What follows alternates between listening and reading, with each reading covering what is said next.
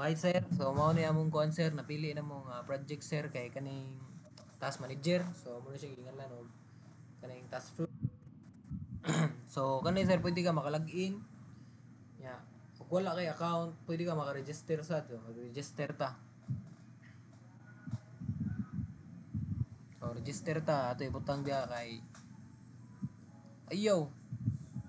Ato ibutang dira kay kuan. Imo tag Jansina. Jansina. Ya, jan@gmail.com. jansina@gmail.com. Ya, 1 2 3 4 5 6 7 8. 5 6 7 8. 1 2 3 4 5 6 7 8. So login ta, create account. So creating account, abot ta gamay. Register na. Pwede na dito bro, dali or dito na tong home. So, nalang tayo account, pwede na tayo makakuha, makalagin. So, jansina@gmail.com. Nya, 1 2 3 4 5 6 7 8. So, pwede po ka maka-remember me ana, pero sign in talaga ko. Remember me. Lagin successful. So, nakasoda ta. So, ari diri mo ari ta sa kuan dashboard. So, makita na to sa dashboard ang kaning upcoming task. Yeah, pwede mo sa nato i-high priority ang mga task. So, makita mga high priority nga task. Yan na po diri ang kuan projects, upcoming task, recent project. Yan, pwede po ta maka-add og dashboard. So, try ta og add og task. So, add ta og task. So, dara. So, butang ta dira og maglaba. For example, maglaba. So, bus. Medyo ato ibutang sa high. Ana. Description, pwede po dito magbutang description. Butangan na to kuan description. Harin, asa na ka? Na. Sige, sunod, schedule. Schedule. Recurring. So, next. Taysa. So, organization. So, pwede na makapili og project. Yeah. Maka-assign og category. So, create ra tag task largo. Kaya wala pa man ta nagbuhat og project, create task. Diyot sa kayong ero, gyat. So, kana makita na to ang kuan. Kato mga gipang buhat na to nga task. So, pwede na to i-kuan, i-view. Ma-view na to itong mga task. View.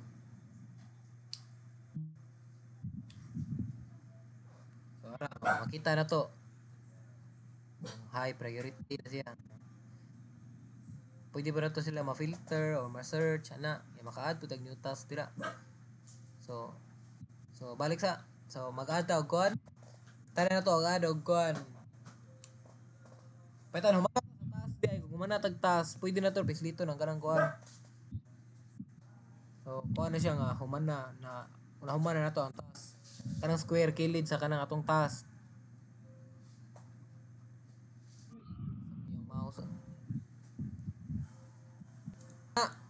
So, na-check na to, mana ta task. So, try na to, add pa ta og project. Pwede na ta maka-add og project, try to add og project. So, nara na dira kilid, pwede pa ta dira sa task food. So, kinanta mo add. Add project. Baton sila to.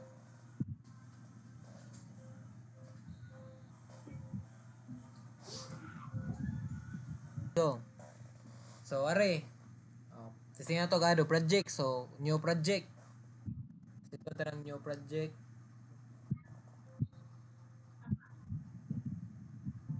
Na. Okay, go. So, kung magbuhat ang project, pwede ta makabutang project name. Tanga to project name. Tanga to mini capstone. Ay, capstone. Capstone, description. Very bato na. So, tapos, status, active, start date, ato na siyang butangan og date, pwede na siya butangan og date. Ana, start niya. Kuan po kanang kanus siya mga dapat mahuman nga na in date. So tangan to siya deadline. Yan na 30. So team member, butan to drag mga user. Try to harin. Wala. Adira day. Ikaw po may nakuha na register. So imo butan dia. Check. Check dyan sina. Kato ba dyan sina? Na check. Create project. Ikaw pa may na-register na day. So project created successfully.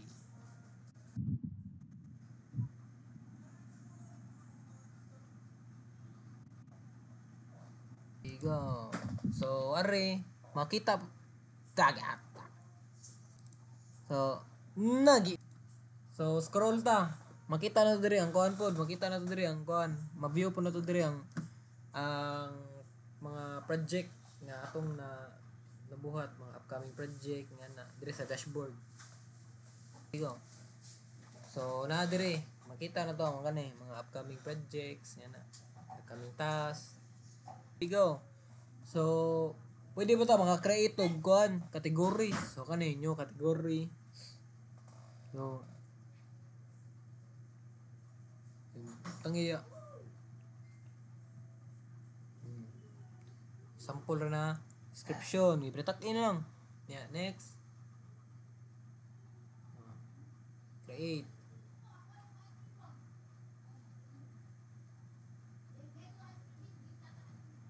Category name already exists. Okay ra na. Bahala na. Sige. Ana, pwede pa na to ma-edit. So, next, kaning calendar.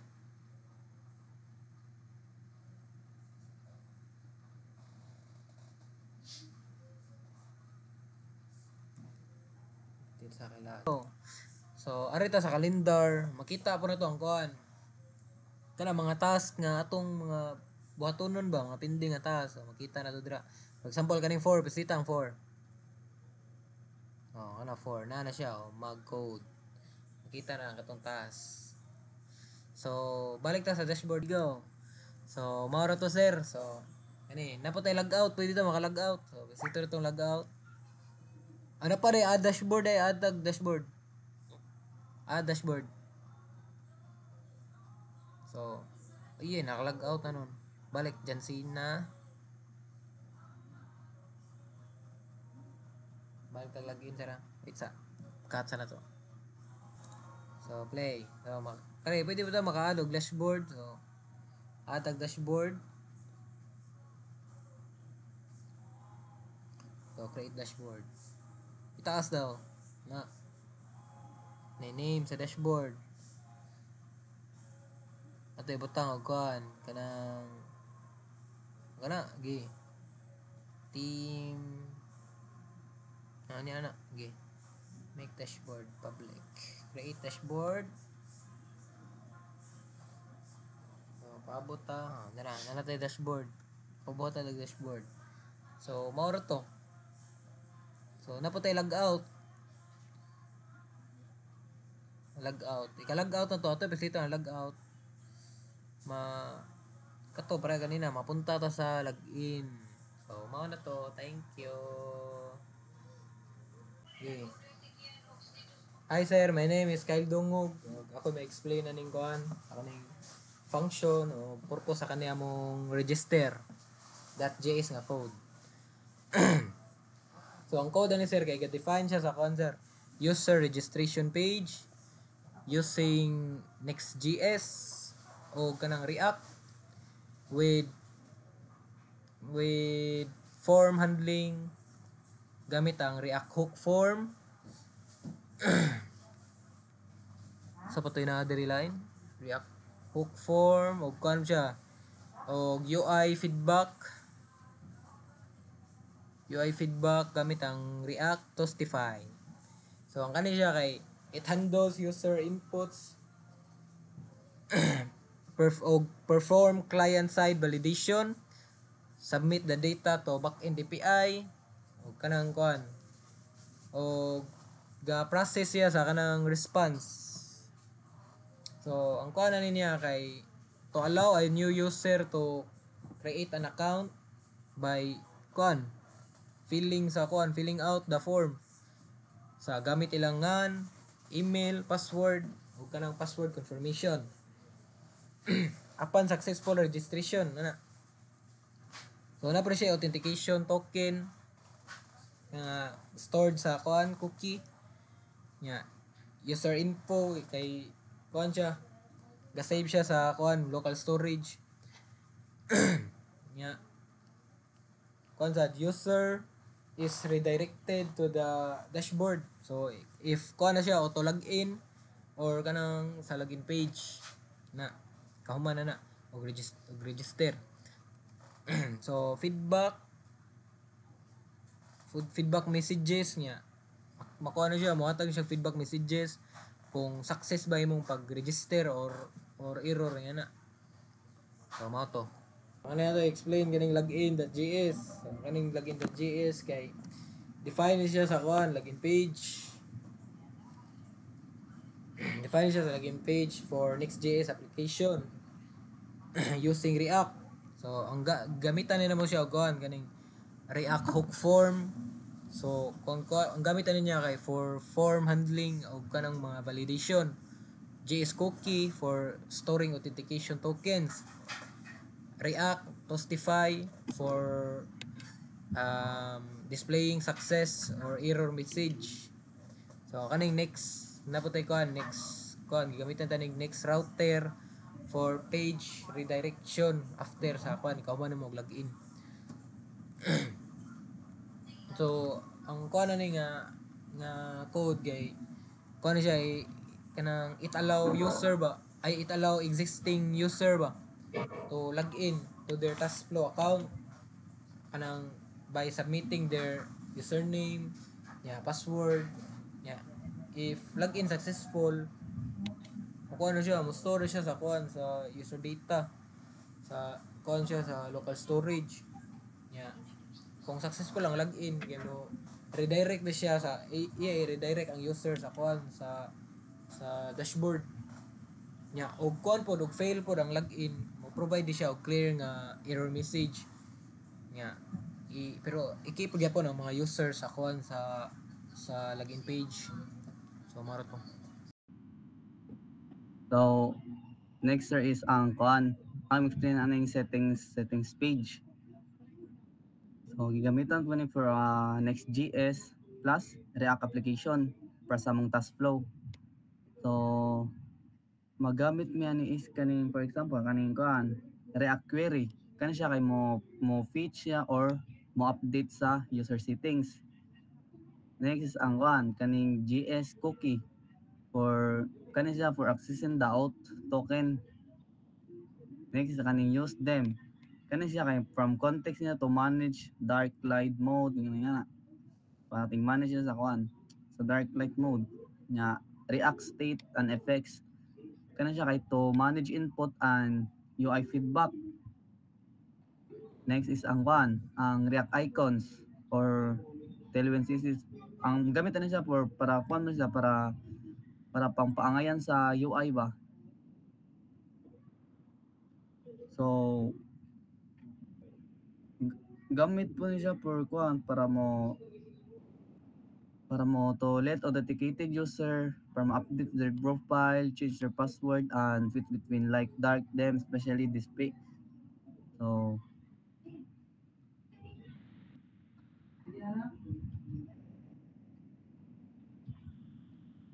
kaning is no lead the user name, email, and them using. So magamit siya og React query. Allow user to edit and save upload profile details.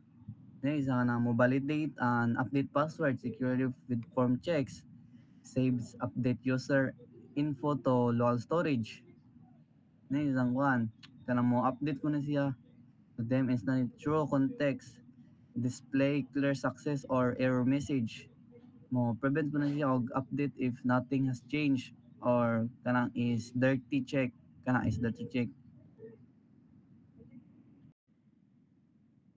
So next sir is ang ayon namin dali sa TaskFlow backend.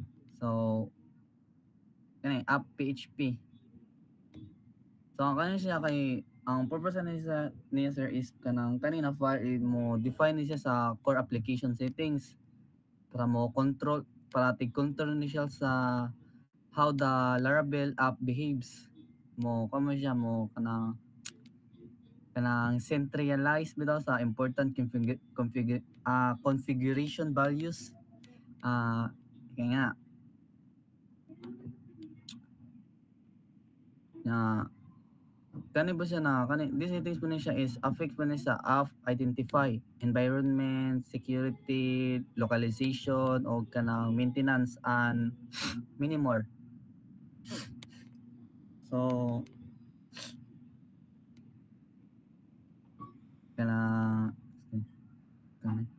kani application identify.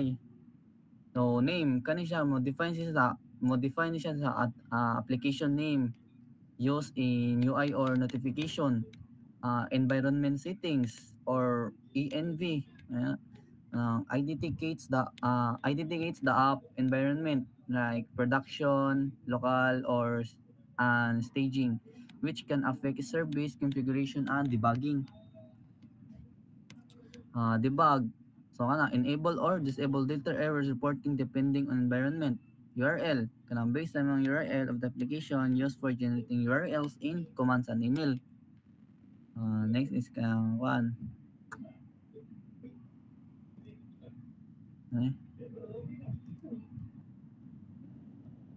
Localization and time zone. Time zone mo default niya sa time zone or for date ni siya time function. Locally man siya is kanang mo default po niya sa language locally for translation.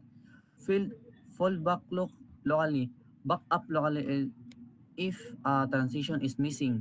So next is kanang encryption. Key, the encryption key used for the Laravel security services. Cheaper kanang sa is ma-specify na siya sa specify the encryption cheaper method. So previous key supports key rotation by storing old keys. Maintenance mode kaya siya is mo control na siya ang mo control sa maintenance mode is manage like mga file or mga kanang catch driver bitaw mo allowing the app to be put into a downtime state safely across multiple services. Ano yan? Multiple servers. So, ang purpose ng code sa Laravel is to config the file, defines credential and settings for third-party services. So, has ng mga email or messaging providers. So, ang function is access a central place for Laravel to retrieve the credential from the file for services. Postmark ani kay emails. This is kay Amazon simple email services. So ang meaning niya another email sending service na siya. Ang recent is modern email sending API. Then ang Slack ay for sending notification to Slack channel via both